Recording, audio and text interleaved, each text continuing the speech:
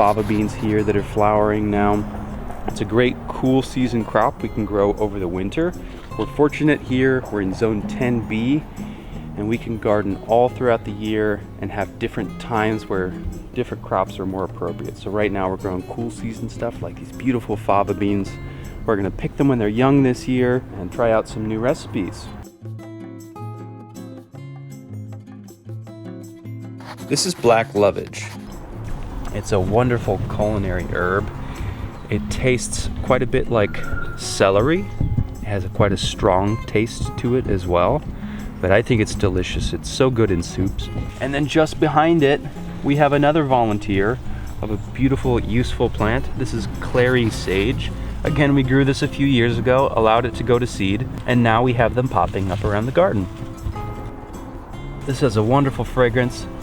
This is a sage and can be used to make hydrosols and different sorts of herbal medicine products. But that's part of the dance that we do as stewards of a piece of land, is think about what plants to just allow to grow as they want to, and then what we want to grow to meet our needs and to be responsible for our needs, so that we don't have to take those from another place.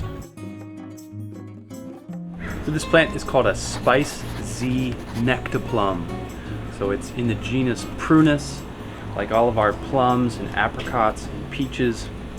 And those things have been crossed and back crossed and bred together many times, and we have this wonderful stone fruit, the Nectaplum. We harvest these in the summer, usually in late June or early July, but they're so sweet and they taste like vanilla and spice, and they're just wonderful, and just starting to have some blooms come out here, these wonderful little pink blossoms.